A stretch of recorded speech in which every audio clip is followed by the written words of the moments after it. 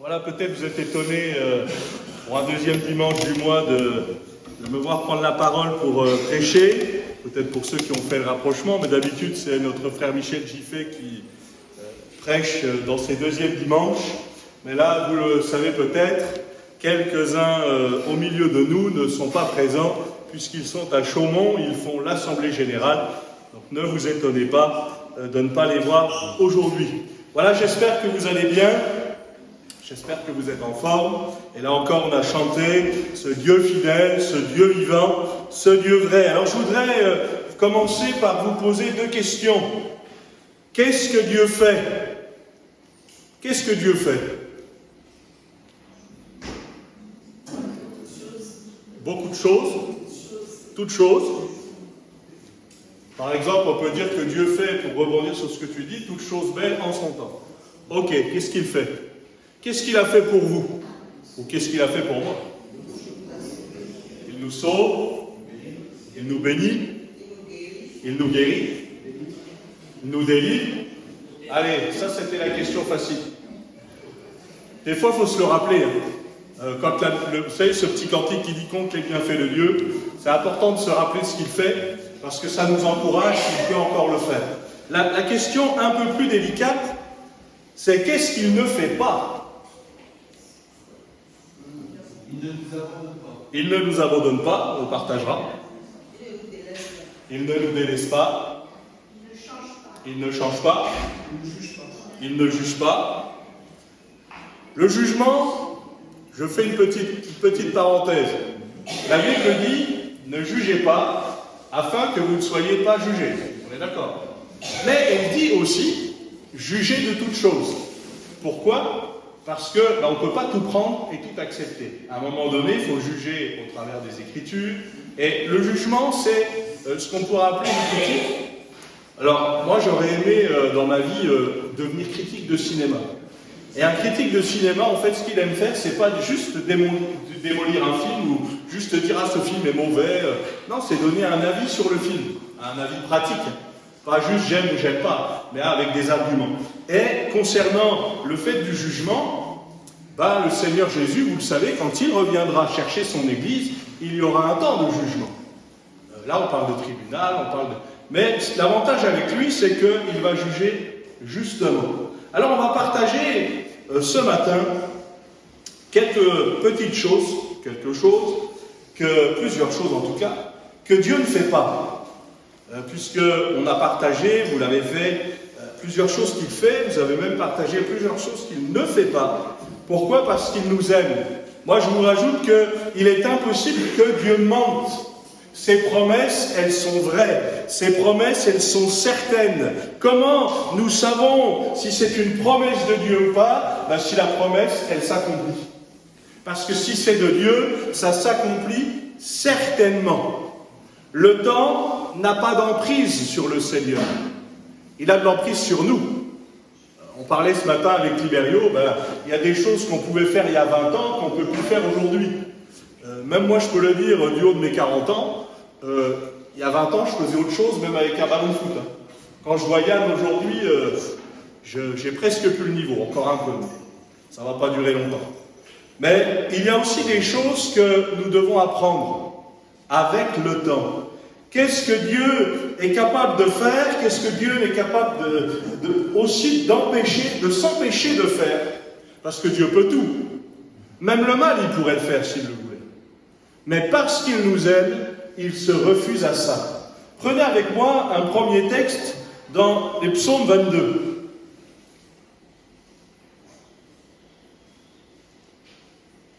Psaume 22, et on va lire les versets 24 et 25.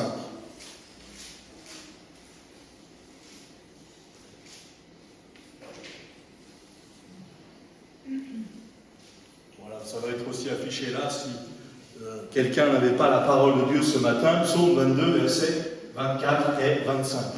Ça commence avec ces mots. Vous qui craignez l'Éternel, louez-le. Vous tous, postérité de Jacob, glorifiez-le. Tremblez devant lui, vous tous, postérité d'Israël. Car il n'a ni mépris, ni dédain pour les peines du misérable. Il ne lui cache point sa face.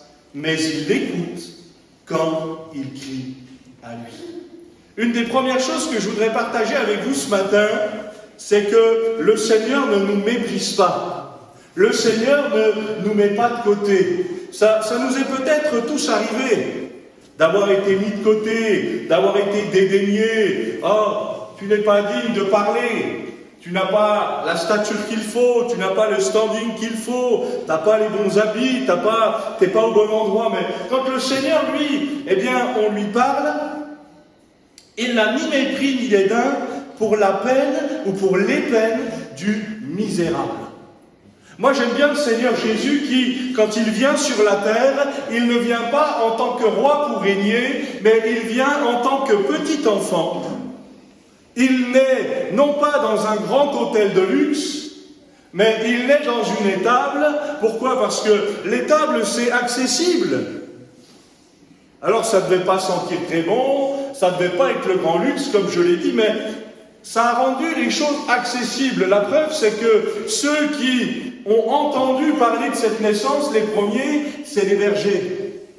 Et les bergers, à l'époque de la parole de Dieu, ne sont pas des gens bien. Ne sont pas des gens, si vous me permettez de le dire comme ça, mais respectables aux yeux des hommes. Mais lui, il se dit dès son départ, je veux me rendre accessible à tous. Nous lisons au travers de ce texte qu'il ne méprise pas ma peine, il la connaît. Il sait ce que je suis en train de traverser, il ne me dédaigne pas. Vous savez, ça me fait penser à ces récits dans la parole de Dieu où plusieurs crient au Seigneur et puis la foule va reprendre, mais tais-toi, mais tais-toi. Et même à Jairus, on va finir par dire, mais c'est trop tard, n'importune plus le maître.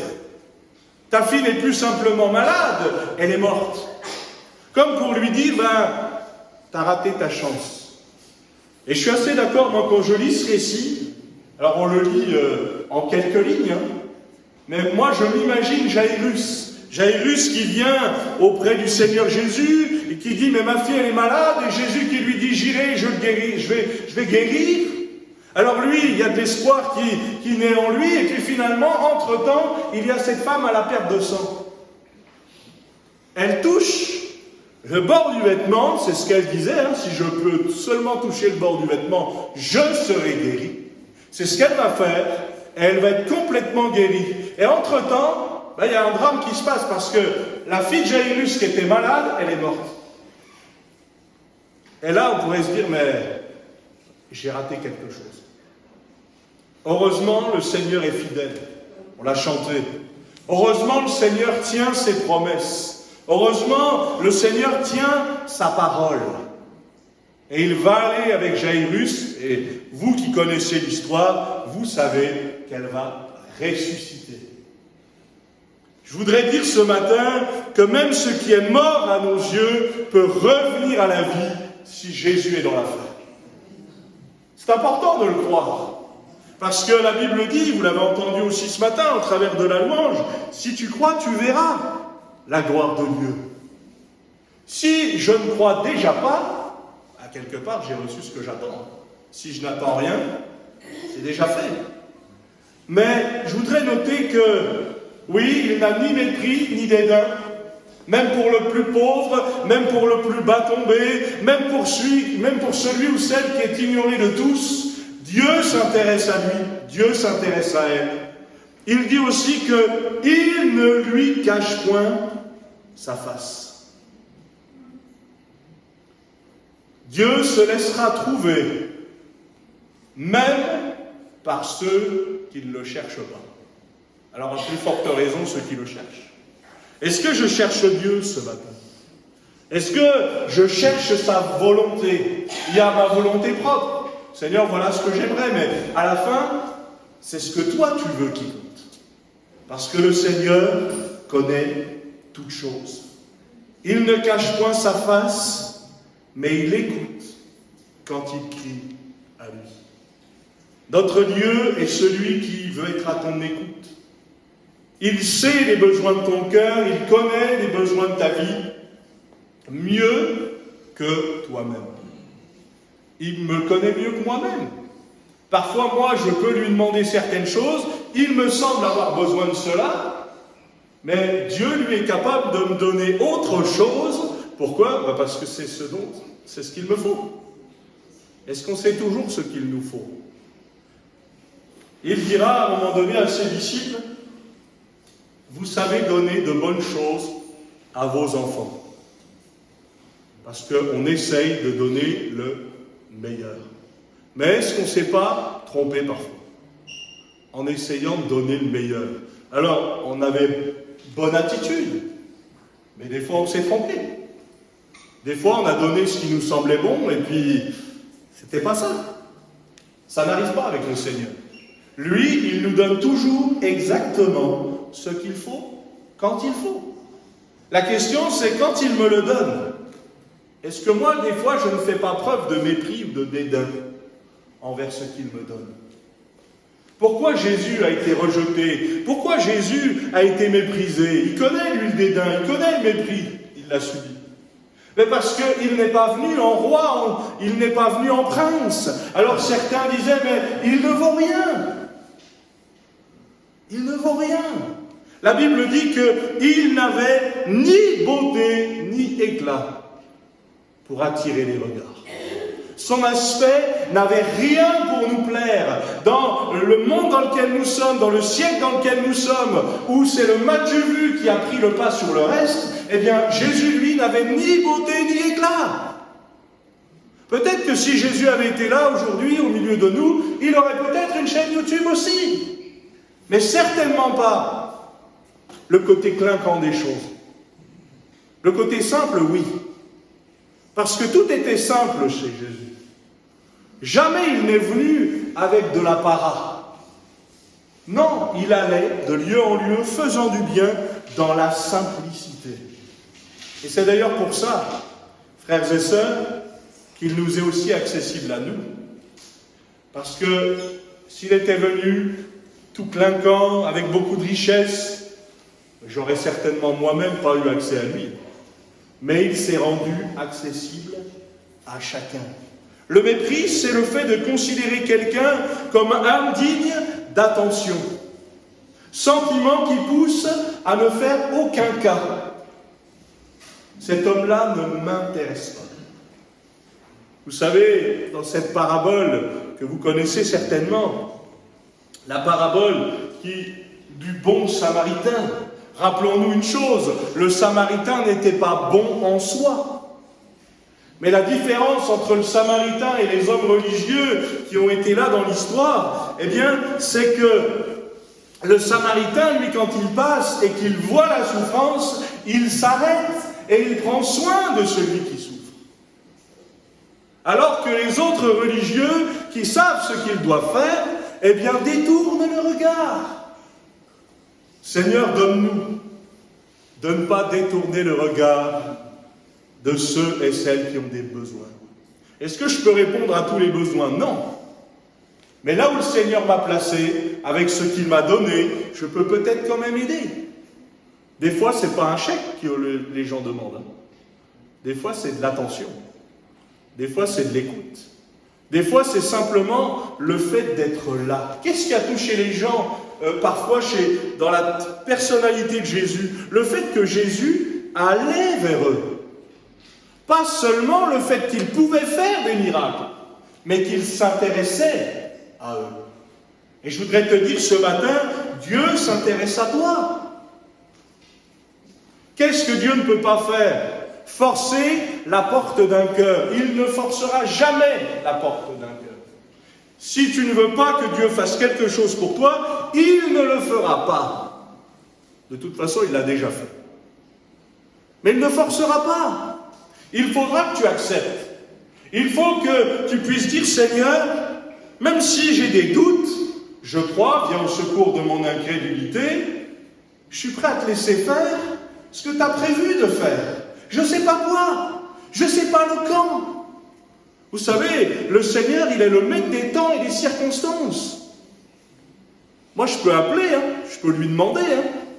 Mais après, celui qui règne et celui qui fait, c'est le Seigneur. Celui qui fait toutes choses belles en son temps, c'est lui, pas moi. Et d'où l'importance, là aussi, de se confier en lui.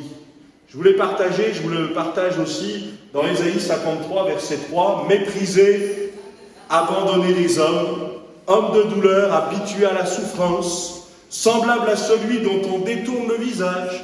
Nous l'avons dédaigné, nous n'avons fait de lui aucun cas. Cependant, ce sont nos souffrances qu'il a portées. C'est de nos douleurs qu'il s'est chargé. Nous l'avons considéré comme puni, frappé de Dieu, humilié. Mais il était blessé pour nos péchés, brisé pour nos iniquités. Le châtiment qui nous donne la paix est tombé sur lui. C'est par ses meurtrissures que, connaissez la suite? Nous sommes guéris. Est-ce que ça veut dire que tout le monde est guéri? Tout le monde peut être guéri, Dieu fait ce qu'il veut. Mais tout le monde ne sera pas forcément guéri. La question c'est, est-ce que déjà je veux être guéri? Et en parlant de guérison, on peut parler de guérison physique, mais on peut aussi parler de guérison de l'âme, de guérison du cœur. Est-ce que je me laisse toucher par le Seigneur pour qu'il me guérisse? Mais remarquez, regardez le CV que je viens de vous lire quand même. Méprisé, abandonné des hommes, homme de douleur, habitué à la souffrance, semblable à celui dont on détourne le visage. Vous auriez voté pour quelqu'un comme ça, vous? Pas dans notre monde actuel. Ben non, nous c'est le clinquant, c'est le m'as-tu vu, il n'y a pas de défaut sur l'image.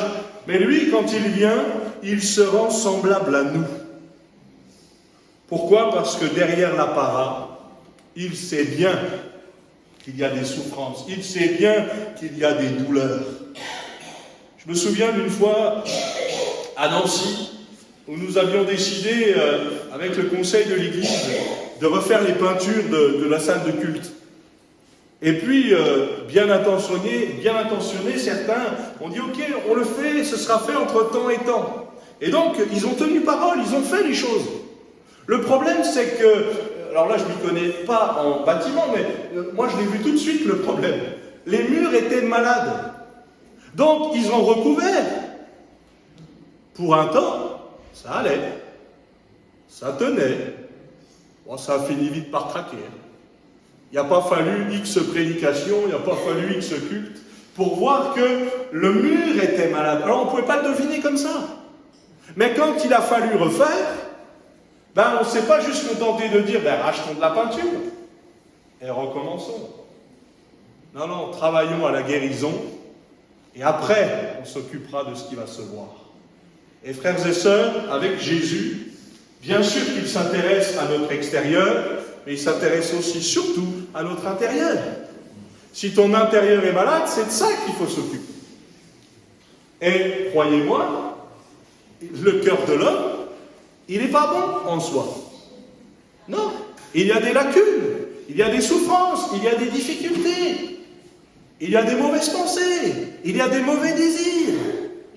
Pourquoi? Parce que quand nous naissons, que nous le voulions ou non, mais le péché s'attache à nous.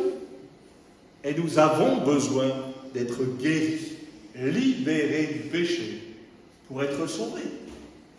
Oui, il y a dans le cœur de l'homme une pensée de l'éternité, mais il y a aussi la notion de péché. Et j'ai besoin d'être délivré, j'ai besoin d'être guéri. Remets ton sort à l'Éternel. Le psaume 55, verset 23. Je passe rapidement parce qu'il y a juste un verset. Mais si vous voulez chercher, vous pouvez, c'est dans le psaume 55, verset 23. Remets ton sort à l'Éternel, il te soutiendra, il ne laissera jamais chanceler le juste. Il ne laissera jamais chanceler le juste. C'est pas moi qui l'invente, ça, c'est la parole de Dieu. Est-ce que le juste peut tomber? Oui. 7 fois le juste tombe, mais le Seigneur l'en relève toujours. Parce que là, il y a quand même la notion de juste. Je marche avec Dieu dans la fidélité.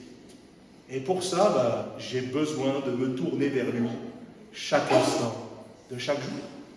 Est-ce que je suis toujours juste dans mes jugements? Vous savez, depuis que j'ai pris une fonction de vice-présidence de la région, on se réunit très très régulièrement avec le bureau de région et on a des dossiers très très compliqués à gérer. Et s'il fallait que ça se règle en 10 minutes, parfois même en 2 heures, on n'a pas tous les éléments. Et c'est important de pouvoir se dire, il y a le premier jet, voilà ce que nous ferions. Puis après, il y a ce temps qu'on passe dans la prière en disant, Seigneur, toi tu sais, toi tu connais tout. Voilà comment moi j'agirais, mais comment toi tu veux agir. Et ça, dans nos vies, on a besoin de cet ami, on a besoin de cette tête de Dieu pour dire, voilà comment moi je ferais, voilà comment moi je réagirais. Et j'ai même le droit de le dire à Dieu. Mais toi, Seigneur, comment tu vas réagir? Il ne laissera jamais chanceler le juste. Je vous le dis, ça ne veut pas dire qu'il n'y aura aucune difficulté, c'est pas vrai. Et on en a des difficultés. Et certains, si vous êtes là ce matin, vous êtes là avec vos difficultés, et nous aussi d'ailleurs. Mais il y a aussi le fait que Dieu ne nous abandonnera jamais. Même quelqu'un qui l'abandonne, Dieu ne l'oublie pas. Oui, parfois on va dans des endroits qui ne sont pas agréés de Dieu. Oui, parfois on parle d'une manière que Dieu n'adhère pas. Oui, parfois on vit d'une manière que Dieu n'adhère pas. Mais Dieu nous aimera toujours, parce qu'il aime même le pécheur. Mais il ne veut pas que le pécheur reste comme ça. Il veut pouvoir le sauver. Une même idée, on l'a partagée tout à l'heure, c'est pour ça que je passe rapidement. L'Éternel écoute les pauvres, il ne méprise point ses captifs. Le Seigneur a de l'intérêt pour ceux qui souffrent, de l'intérêt pour ceux qui sont dans la difficulté, de l'intérêt pour ceux qui sont esclaves. Et nous étions tous sous l'esclavage du péché. Vous savez, quand les Hébreux sont sortis d'Égypte, il y a eu une grande joie. Mais ils sont sortis physiquement. Mais certains, dans leur cœur, ils ont gardé l'idée de l'Égypte. Et c'est pour ça qu'à la moindre occasion, dès qu'il y avait quelque chose qui n'allait pas, eh bien ils disaient, mais retournons en Égypte. C'est peut-être les dieux de l'Égypte, finalement, qui nous ont sauvés. Ils avaient oublié, mais on va se rappeler la nourriture que nous avions en Égypte. Oui, ils ont oublié l'esclavage, ils ont oublié les coups de fouet. Pourtant, je crois que leur corps était plein de stigmates. Il y avait plein de preuves de la souffrance. Mais eux, ils avaient décidé d'oublier ça. Et peut-être que quelqu'un pourrait être tenté de dire, mais finalement, mon ancienne vie me manque. C'était pas si mal. Vous savez, mon père raconte que, d'ailleurs pensez à lui, en ce moment il est en Ukraine, il fait Roumanie et Ukraine en ce moment dans ses voyages, mais il raconte qu'un jour, alors qu'il avait été délivré du tabac instantanément, il y a eu cette pensée, est-ce que je saurais encore fumer? Et cette pensée, elle l'a trotté comme il faut dans sa tête, au point qu'il est retombé dans ces choses-là. Oui, il savait encore, oui. Et la deuxième délivrance a été beaucoup plus difficile à obtenir, entre guillemets, que la première. Il me disait, et il nous disait dans son témoignage, que alors qu'il avait décidé d'abandonner la drogue et tout le milieu dans lequel il était, il dit c'est étonnant, parce que à partir du moment où j'ai dit stop à la drogue et où j'ai été délivré de ça, on m'a tout proposé gratuitement. Des amis qui étaient de faux amis, et se servaient en disant hey, « tiens, je te donne ça, mais tu me payes tant, tu me payes tant, tu me payes tant ». Là, ils donnaient tout gratuitement.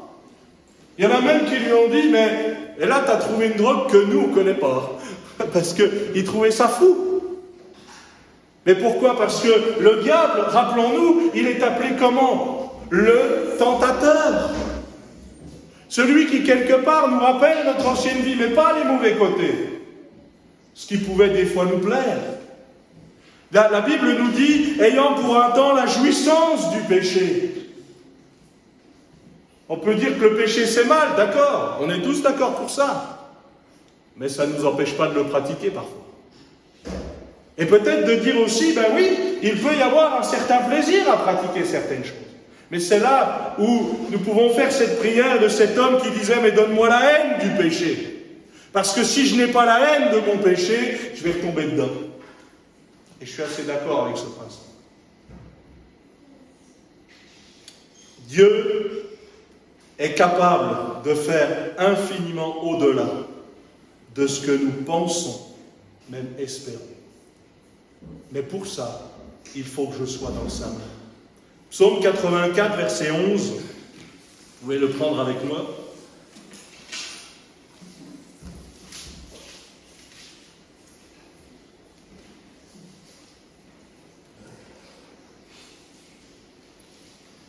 Psaume 84, verset 11. On connaît là aussi bien ces paroles pour la plupart. Ça commence avec ces mots, mieux vaut un jour dans tes parvis que 1000 ailleurs. Je préfère me tenir sur le seuil de la maison de mon Dieu plutôt que d'habiter sous les tentes de la méchanceté. Car l'Éternel, Dieu est un soleil et un bouclier, l'Éternel donne la grâce et la gloire. Il ne refuse aucun bien à ceux qui marchent dans l'intégrité. Éternel des armées, heureux l'homme qui se confie en toi. Il ne refuse aucun bien. Et le texte ne s'arrête pas là. Ce serait tellement bien il ne refuse aucun bien. D'ailleurs, c'est un peu la manière, ces fois, de certains de lire la Bible, vous savez. Ils prennent une partie de la Bible, une partie du verset, puis ils se disent, ah, ça, je le prends. Ça, par contre, je fais des coupures, parce que ça ne m'arrange pas. Moi, j'ai un jeune un jour qui me dit, Pierre, c'est écrit dans la parole, jeune homme, réjouis-toi pendant les jours de ta jeunesse. Et je lui dis, tu as raison, mais ça n'est pas la fin. Sache que pour tout cela, Dieu t'appellera en jugement. Tu ne peux pas juste prendre ce qui t'arrange. Soit nous prenons toute la parole, soit on ne prend rien. Parce qu'en plus, ce serait dangereux de prendre que ce qui nous semble bon dans la parole. Tout est bon dans la parole. Maintenant, est-ce que nous comprenons tout dans la parole? Non. Dieu nous révèle des choses petit à petit. Moi, je ne sais pas comment vous faites, mais moi qui ai l'habitude de lire toute la parole chaque année, je ne trouve pas ça redondant. Bon, je change de version tous les ans, mais je m'étonne même des fois de me dire, mais ce texte-là, je le connais bien. Et pourtant, quand je le lis, ça résonne comme nouveau dans mon cœur. Pourquoi? Parce que Dieu est capable de nous révéler des notions nouvelles par rapport à ce que je suis en train de vivre. Le message ne change pas. Mais ce que je suis en train de vivre, oui. Puis Dieu, des fois, met le point sur quelque chose. Si je vous disais de me réciter le psaume 23, la plupart d'entre nous, on pourrait le réciter par cœur. Mais peut-être que ça résonne différemment pour quelqu'un qui a manqué de berger, pour quelqu'un qui manquait et qui a été consolé par le Seigneur, pour quelqu'un qui a été touché, pour quelqu'un qui a vécu ces choses-là. Eh bien là encore, la Bible nous dit, il ne refuse aucun bien, mais à ceux qui marchent dans l'intégrité, dans la droiture. Seigneur, donne-moi de marcher dans cette intégrité, donne-moi de marcher dans cette droiture. Parce qu'on a remarqué aujourd'hui que le monde dans lequel on vit, on appelle le bien mal et on appelle le mal bien. Nous y sommes. À nous d'être attentifs et à choisir la voie de Dieu plutôt que la voie du monde. Ce n'est pas toujours facile parce que le diable est appelé le tentateur, mais il est aussi appelé le malin. Qu'est-ce que le diable a essayé de faire? Ressembler le plus possible à Dieu. C'est pour ça que certains le choisissent lui, parce qu'ils se disent, c'est presque comme Dieu. Oui, mais ça n'est pas lui. Et peut-être que Dieu est en train de dire à quelqu'un, mais il faut que tu changes de voie. Parce que la voie sur laquelle tu es, ça va te mener à la ruine. Le chemin que tu as emprunté ne te mènera qu'à la chute. Puisque nous savons déjà comment va finir le diable. Le diable, il a déjà perdu. On sait déjà la fin. La question c'est, quelle voie moi je vais prendre? L'Éternel règne, revêtu de majesté, l'Éternel est revêtu, il est saint de force, aussi le monde est ferme, il ne chancelle pas. Vous dire tout simplement que notre monde change. Notre monde est en mouvement, oui, mais Dieu ne change pas. Dieu est sur son trône et il règne, il n'est surpris par rien. La question c'est, si je suis dans sa main, je suis en paix et je suis gardé. Mais il y a aussi, si je ne suis plus dans sa main, est-ce que je n'ai pas besoin des fois de faire comme fait un peu le travail du GPS, un recalibrage dans la trajectoire, un recalibrage dans le trajet, pour dire, mais là, tu n'es plus sur la bonne voie. Là, peut-être que tu as dévié du chemin que Dieu avait tracé pour toi. Et heureusement, le Seigneur nous permet de vivre un temps de restauration, un temps où nous retrouvons le bon chemin, mais encore faut-il choisir le bon chemin. Psaume 94, verset 14, « L'Éternel ne délaisse point son peuple, il n'abandonne pas son héritage. » Dieu ne change pas, Dieu prend soin de son peuple. Nous pourrions être délaissés de tous. C'est le lot du peuple d'Israël. Israël, depuis la naissance de l'État d'Israël, n'a eu de cesse d'être en guerre avec quelqu'un. Et n'a eu de cesse de dire, tiens, les alliés d'hier sont devenus mes ennemis. C'est le lot d'Israël, et jusqu'au bout. C'est important de prier pour Israël, c'est le peuple choisi par le Seigneur. Mais je crois que nous devons surtout ne jamais oublier que Dieu ne nous abandonnera pas. Nous pouvons abandonner Dieu, et ça nous est tous arrivé. Mais lui ne nous abandonnera pas. Le Seigneur veut que tu puisses être ferme, tenir bon et tenir en lui, compter sur lui, plus que sur toute autre chose. Merci Seigneur pour les moyens qu'il a mis parfois à côté de nous, autour de nous, pour là aussi, je pense au progrès de la médecine, je pense au progrès de la science, et c'est bien dans certains domaines.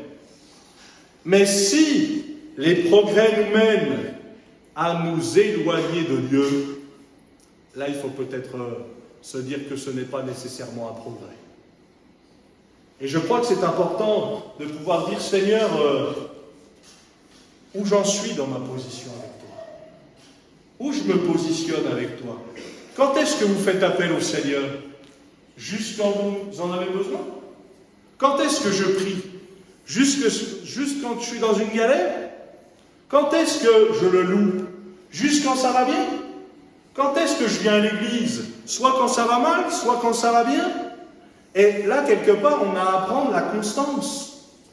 Seigneur, donne-moi de ne jamais me détourner de toi. Vous connaissez cette promesse du Seigneur. Voici, je suis moi-même avec vous tous les jours, jusqu'à la fin du monde. Il est avec nous quand nous sommes avec lui. Dieu veut prendre soin de toi. Dieu s'intéresse à ta vie.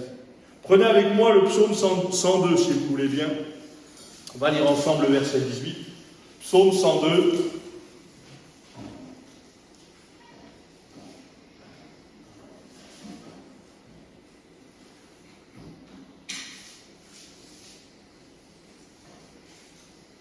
Psaume 102, à partir du verset 18.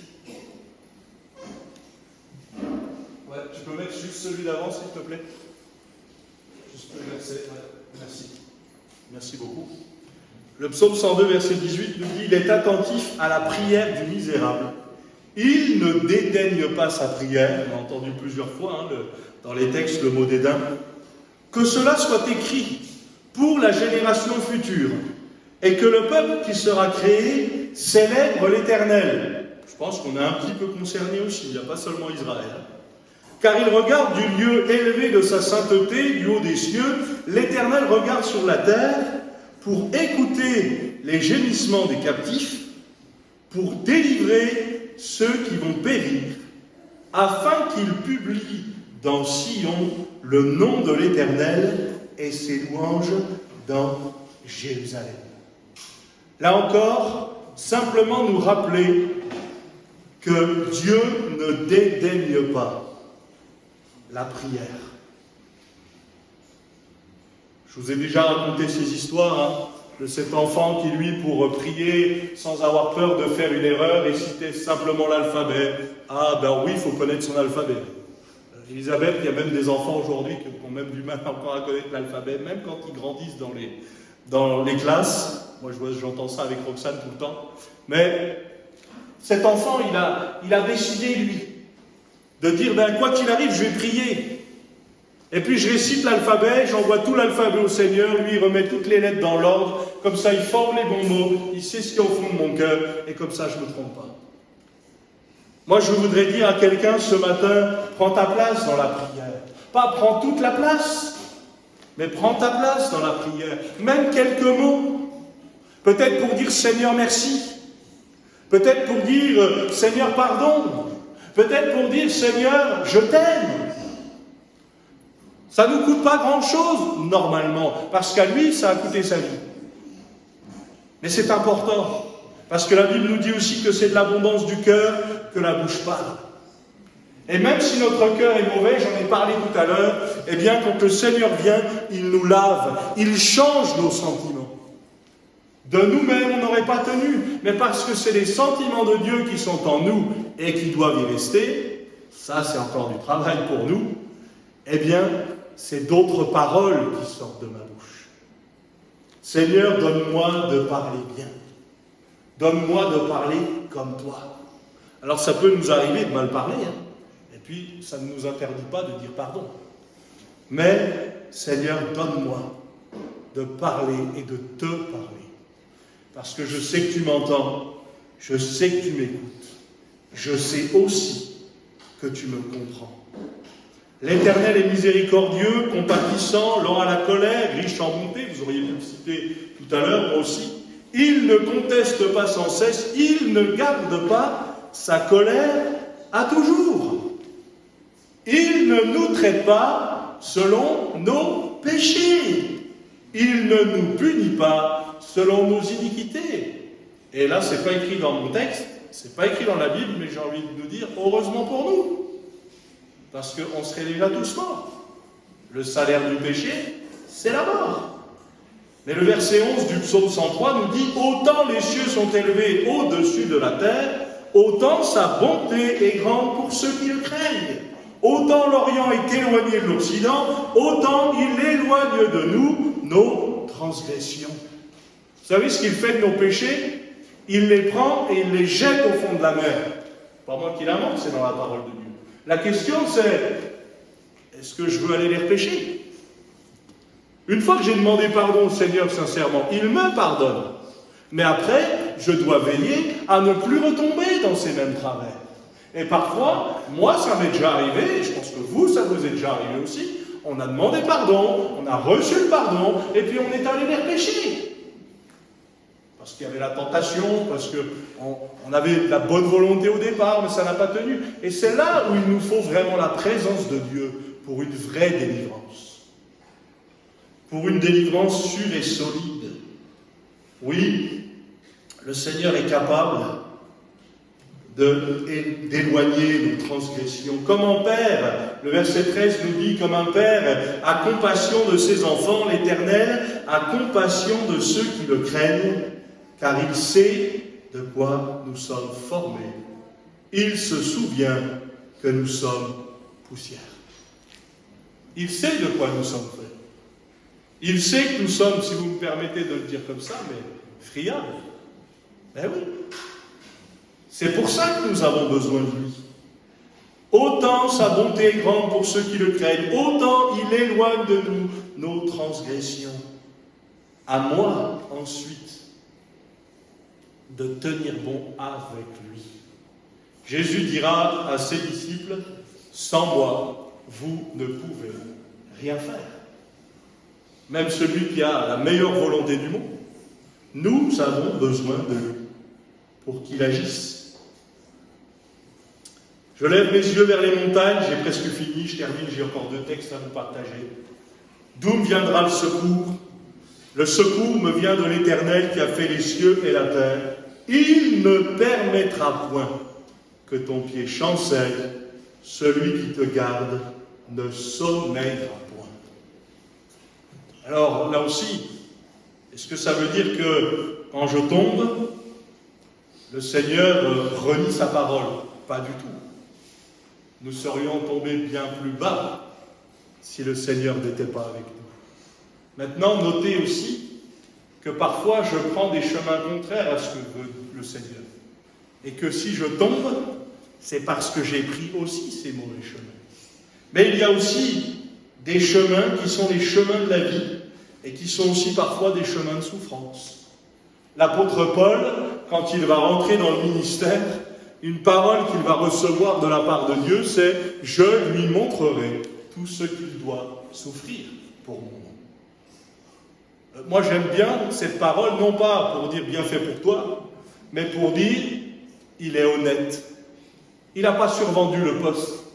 Il n'a pas dit « viens au service du Seigneur et tu n'auras jamais aucune difficulté. Viens au service du Seigneur et tu n'auras aucun problème. » Parce que ce n'est pas le cas. Parce que ce n'est pas le cas. Il y a des souffrances. Il y a des difficultés. Et à partir du moment où on appartient au Seigneur, il y a des souffrances, il y a des difficultés. J'ai même envie de vous dire, même pour ceux qui n'appartiennent pas au Seigneur, il y a des souffrances et il y a des difficultés. Mais là, nous avons l'assurance que Dieu nous garde, que Dieu nous protège, qu'avec l'épreuve, avec la souffrance, avec la difficulté, il prévoit aussi le moyen d'en sortir. Quelle grâce de pouvoir entendre de la part du Seigneur, « Je suis avec toi ». Ça, c'est la meilleure des paroles qui soit. Quand on peut recevoir ça du Seigneur, et puis parfois, ça doit être un peu notre alerte, parce que quand je ne reçois pas cette parole, j'ai besoin aussi d'entendre est-ce que je suis vrai? Est-ce que le Seigneur est vraiment avec moi là? Est-ce qu'il est vraiment avec moi dans ce projet? L'Éternel te gardera de tout le mal, il gardera ton âme, l'Éternel gardera ton départ, ton arrivée, dès maintenant et à jamais. Est-ce que le Seigneur peut décevoir quelqu'un ce matin? Est-ce que nous avons déjà déçu le Seigneur? Oui. Moi le premier. Mais est-ce que lui nous a déçus? Moi je ne crois pas.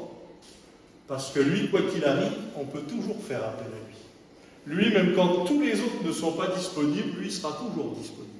Même quand tous les autres diront « nous n'avons plus de solution », lui, il est la solution. Quand un malheureux crie, l'Éternel entend et il le délivre. Mais encore faut-il que je crie à lui. Encore faut-il que j'appelle. Je termine avec ce texte, vous le connaissez bien. J'aurais pu commencer avec ça, mais je termine avec ça. Il ne brisera point le roseau cassé. Il n'éteindra point le lumignon qui fut jusqu'à ce qu'il ait fait triompher la justice. Ce que l'Éternel ne fera pas, c'est qu'il n'éteindra pas, il ne brisera pas. Lui, il n'est pas en train de dire sur le champ de bataille, achevons-les. Non, il dit, relevons-les. Lui, il est en train de dire à quelqu'un qui souffre, moi, je peux te restaurer. Il est en train de dire aux morts, sois ressuscité. Et parce que lui, il peut, parce que par sa parole, il a tout pouvoir, eh bien, non seulement il parle, mais la chose arrive. Il ne brisera pas, il n'éteindra pas. Rappelons-nous simplement, je l'ai cité tout à l'heure, que le Seigneur a vécu ça. Il a été brisé pour nous. Il a été méprisé pour nous. Donc il connaît ces sentiments-là. Non seulement il les connaît, il en a entendu parler, mais il les a vécus. Il connaît la solitude. Il connaît la souffrance de ton cœur. La Bible dit qu'il a été tenté comme nous en toutes choses, sans toutefois commettre de péché. Ce matin, il y a des choses que Dieu ne fera pas. On en a partagé plusieurs et vous en aviez partagé même d'autres au départ. Mais qu'est-ce que tu vas laisser le soin au Seigneur de faire dans ta vie? Est-ce que ton cœur est fermé? Est-ce que tu peut-être de dire, même pour un croyant, Seigneur, fais toutes choses nouvelles. Seigneur, j'ai besoin de te redécouvrir.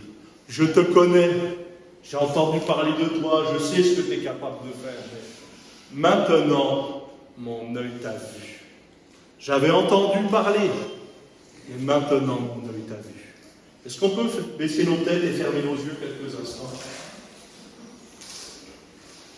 Il y a certainement quelqu'un, ce matin, qui a besoin du Seigneur dans sa vie, qui a besoin du secours du Seigneur dans sa vie. Comprenez-moi bien, on en a tous besoin. Mais là, le Seigneur est en train de mettre le point peut-être sur quelque chose dans ta vie. Tu n'as pas besoin de le faire connaître aux uns et aux autres, mais toi tu le connais, et Dieu le connaît. Et Dieu est en train de dire, mais même ça, je veux que tu me le confies. Il y a peut-être des choses dans ta vie que tu n'as jamais donné à personne. Tu n'as jamais dit à personne.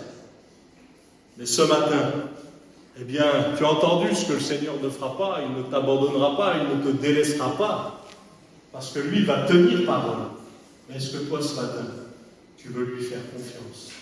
Alors ce matin, moi je t'inviterai simplement, si tu sais que c'est pour toi ce message, si tu sais que tu as des choses à faire avec Dieu, si tu sais que tu as des choses à abandonner au pied de la croix, ben simplement, si tu sais que tu es concerné, lève simplement ta main.